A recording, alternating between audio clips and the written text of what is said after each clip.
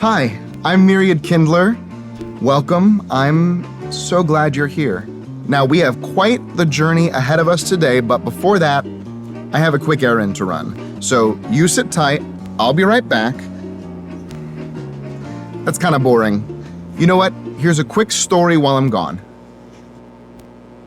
As a 10-year-old, I decided that I was old enough to watch scary movies.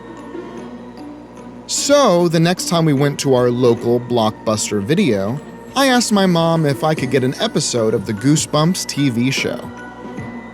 I loved the books and thought it would be a great introduction to horror in the video format. That night, I watched Welcome to the Dead House and had nightmares for months after. That was the point I decided that the horror genre was not for me. That remained the case for years until I encountered a movie that started me on the path to becoming the avid fan of horror that I am today. That movie was Scream, my gateway drug into the realm of horror movies and still one of my favorites. It also represents a subgenre of horror that I enjoy to this day, the comedic slasher.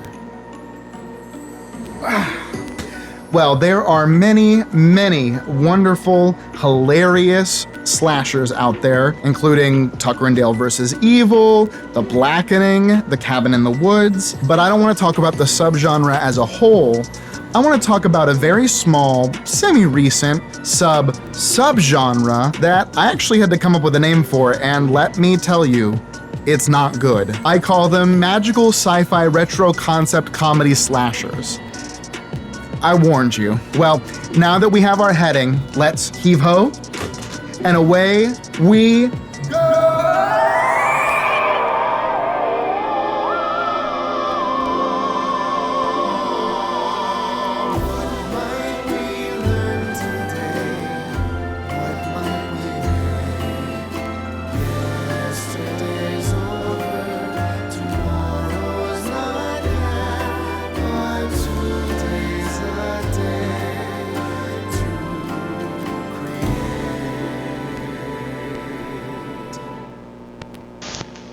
Before we get to our first stop, let's talk about the different elements that make up the genre. We'll start with the obvious. They must fit into the slasher genre and contain comedic elements. Most of them tend to be pretty self-referential and nostalgic. So far, that's a pretty broad description, but here's where it gets specific. They must use a sci-fi or magical concept from a non-horror movie of the past. In other words, they can kind of be summed up as comedy slasher meets. All right, and here we are. Our first stop is in 2015. The Final Girls is a movie about a group of kids who wind up in a horror movie called Camp Bloodbath. Yes, I understand we are in a movie about a bunch of people who go into a movie. Very meta, I know. Now, I am gonna do my best not to spoil these movies. That being said, none of them have a very surprising ending. The Final Girls, as my limited research has revealed, is the originator of the sci-fi magical retro concept comedy slasher genre. One major difference between it and the future entries in the genre is that it draws much more heavily on its slasher inspiration, that is Friday the 13th, than it does from its non-horror concept. Now, I'm not going to say what movie that is yet, because at the end we're going to play a little bit of a game where you try and guess, okay? Here we are. Our next stop is with Happy Death Day in 2017. This movie follows Tree Gelbman as she relives the same day over and over while trying to figure out the identity of the person who keeps killing her. This one may be a little more obvious in its non-horror inspiration, but we must move on. All right, moving on. Here we are in 2020 with the movie Freaky. You might be able to guess what movie inspired this one based on the title alone. Still, this movie is about a high schooler named Millie who's attacked by a serial killer, only to find the next morning when she wakes up that they've switched bodies, and she has limited time to figure out how to switch back. But alas, we have to keep moving, so here we go. All right, here we are, last stop in 2023 with the last two entries on our list.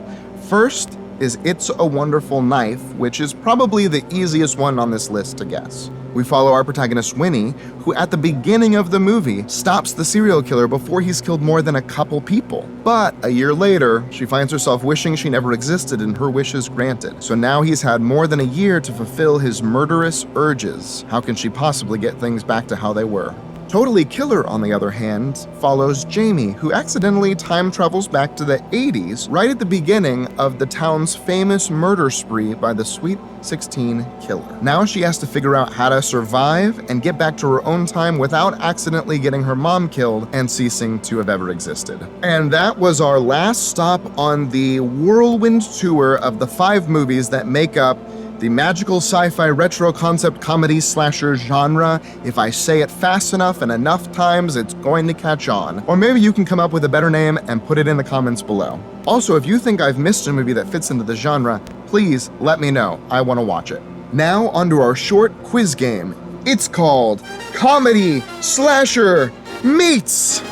All right, contestant, I hope you're ready. You better be, because here we go. We're going from easiest to hardest, which means we're starting with It's a Wonderful Knife. It's a Wonderful Knife can best be summed up as comedy slasher meets...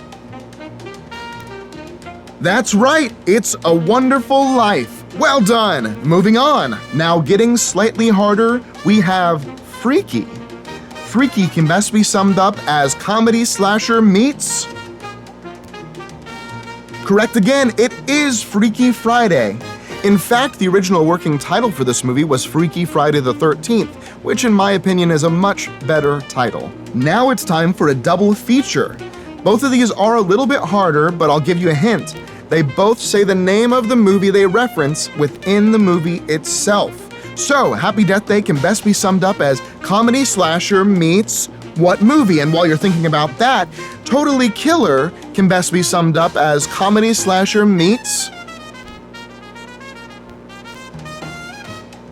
Amazing, you got it again! It is in fact Groundhog Day and Back to the Future, respectively.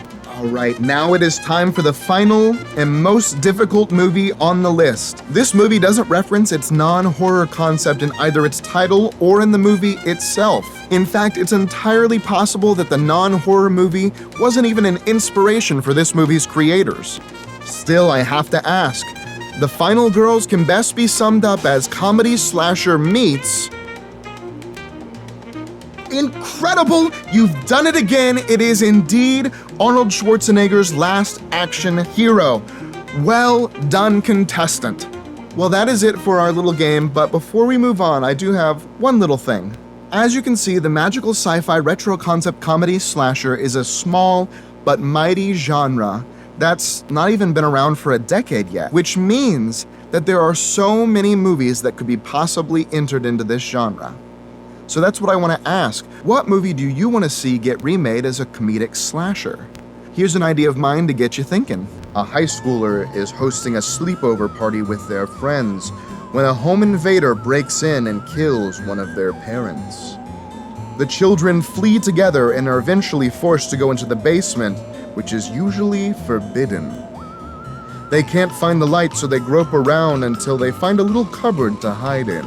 Little do they know, it is no ordinary cupboard. When the killer accidentally flips the wrong switch, the children are shrunk down to the size of insects and have to figure out how to survive the killer and get back to the right size. That's right, it's comedy slasher meets Honey, I Shrunk the Kids. Okay, now I really want to hear your thoughts down in the comments. What movie do you want to see get remade? Which of these have you seen and which are your favorites? Can you please come up with a better name than magical sci-fi retro concept comedy slasher? Please. Continuing on, it's time for one of my favorite segments, Songs I Want to Sing. This episode, I've prepared a cover of a song that I think fits in perfectly with this spooky season. I hope it brings you as much spooky joy and nostalgia as I had making it. Here we go.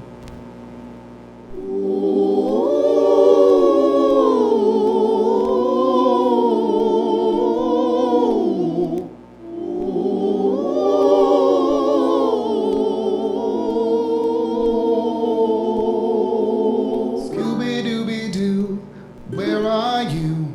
We've got some work to do now.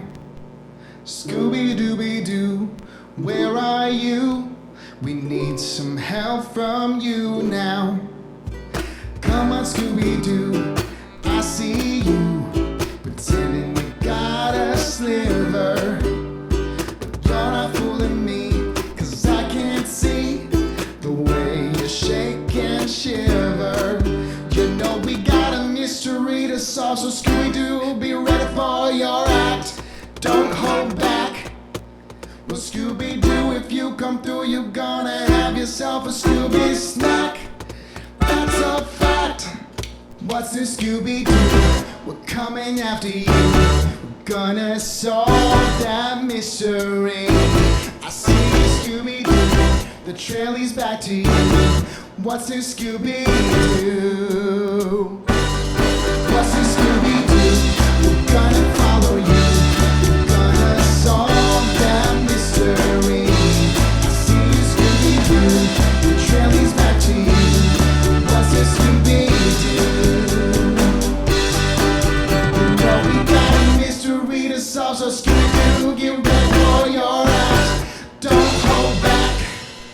Well, Scooby Doo, if you come through, you're gonna have yourself a Scooby snack. That's a fact. Scooby Dooby Doo, here are you, ready and you're willing.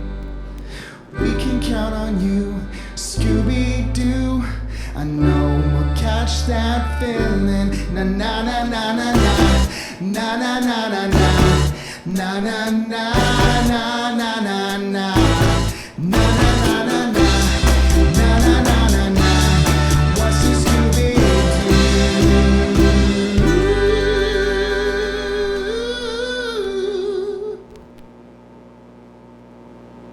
Our time is drawing to an end. It has been so much fun celebrating the spooky, scary season with you. Before I go, I'd like to say thank you so much for watching. I hope you enjoyed it. If you did, one of the best ways you can support me and be among the first to hear about new videos is by subscribing to my YouTube channel and/or my mailing list. I would also really appreciate it if you would share this video with a friend that you think would enjoy it. The next video you see from me will not be a new Armchair Adventure, though the next one is already in the works. The next video is going to be the kickoff to my crowdfunding campaign for some new music. Any contribution you're able to make would be so appreciated, but even if you just share it with others, that would be huge. That's gonna do it for this one. It has been so nice just having you here. I'm Myriad Kindler. This has been Armchair Adventures into the creative, the curious, and the wonderful. As always, I reserve the right to be wrong. See you next time.